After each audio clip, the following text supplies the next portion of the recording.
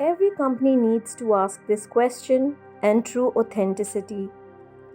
In this video, Simon Sinek explains that profit is a byproduct.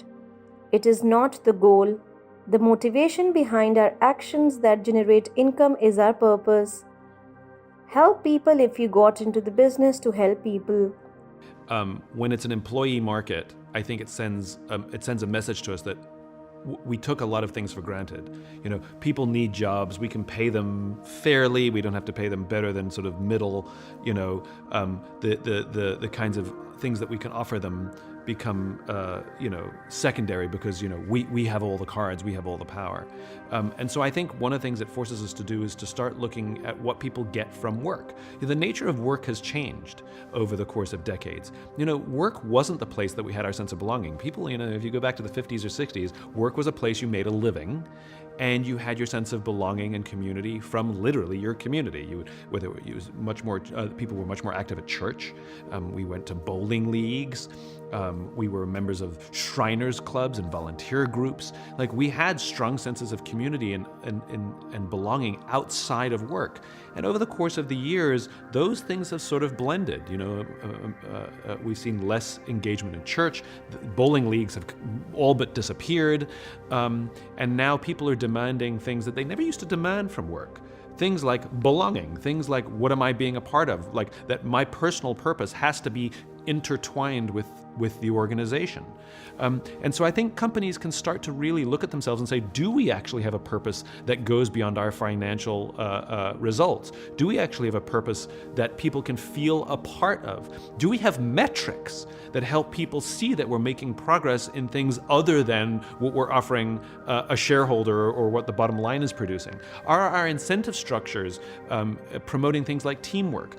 Is our training going to give you skills like how to communicate and how to listen that will benefit you, of course, at work, but you'll have a better relationship with your spouse and your kids because of what you're learning from your work? And when we're sitting down and talking to people and interviewing and advertising our jobs, are we saying, come work for this great job, lots of opportunity, upward mobility, get a great salary? Or are we saying, we want to make you a better version of yourself? And start looking at some of alternative things that people used to get outside of work that they want from work now. That are we actually building that into our work-life culture? And I say work-life culture as if they are one thing. So I think we can actually.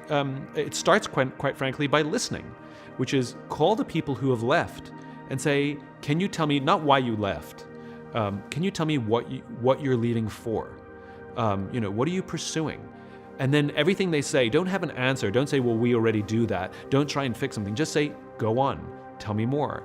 I don't understand. Go on, tell me more. And really get a full picture of what's going on in people's lives and what their ambitions and dreams are. Because I would bet money that that a lot of the things that people feel like they're lacking, that they're looking for, that they're searching for, probably at least some of it, we could help them find at work.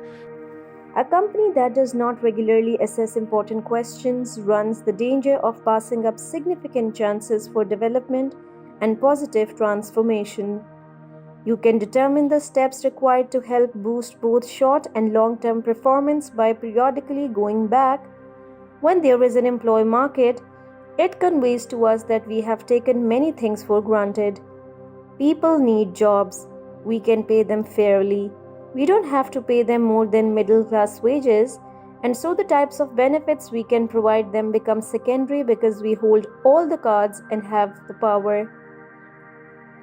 This forces us to start considering the benefits that people receive from their jobs.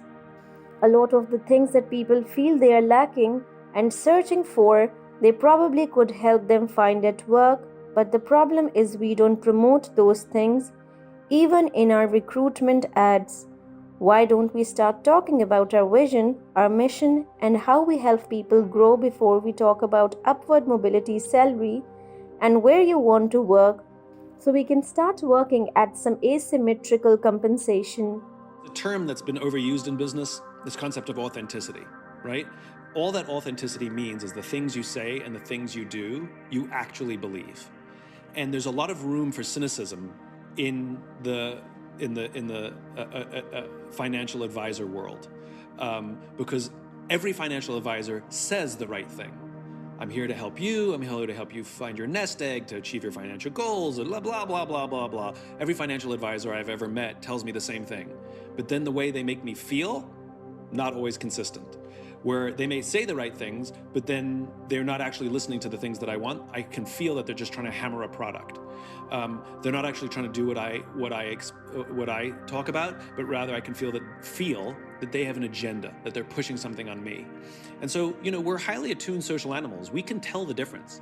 And if somebody's going to put their agenda, their commission, their interests first, then stop saying, I'm here to help you and achieve your financial goals because I care about you. Stop saying those words. I don't have a problem with somebody being selfishly minded when they approach their business. Just stop pretending that you're not. Because the ones that truly do care will be way more creative. If they say, I'm truly trying to help you, they'll be offering advice and forwarding articles that have nothing to do with the financial tools that you can buy from me. I might send you an article about, your teenagers and screen time, for example, because that's one of the things you're concerned about, and I'm here to help you live a better life. Like, I may be more curious about all of the aspects about helping you, of which some are the things that I can deliver on with a financial advice and some financial tools.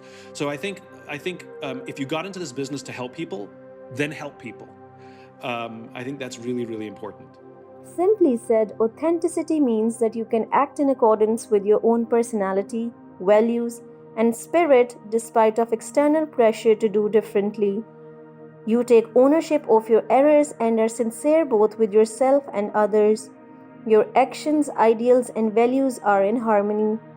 Many people have a wish list of things they would love to accomplish if only they had the resources, more money, more self-assurance, more free time. Not letting the lies you can tell yourself stand in the way of what you genuinely desire is a part of living truthfully. What would be the best approach to turn your longing for a life filled with adventure, for example, into a more manageable objective? Maybe you can quit your job and take a year-long road trip across the country. Might you nevertheless discover a fresh pastime that would pique your interest in exploration? Can you create a small savings account to accumulate money for a future vacation, or request scheduling flexibility at work to allow yourself more freedom? Remember that authenticity is a practice and that it requires perseverance, time, and commitment. Engaging in the tiny routine behaviors that are consistent with your principles is one method to strengthen your authenticity muscle. Consider a scenario in which a coworker has asked you to join them on a new project, but when reviewing your calendar, you realize that you will be completely occupied with other tasks and unable to devote the necessary amount of time to the project. Instead of attempting to make everyone else happy at the risk of your own health and wellness, you can honor balance, rest, and integrity, upholding your current obligations and refraining from taking on an excessive workload. Setting limits may feel awkward at first if you're not used to doing so. Consider these humps as directional markers on the path of self-discovery. Hope you liked the video. Thanks for watching. For more videos, like and please subscribe.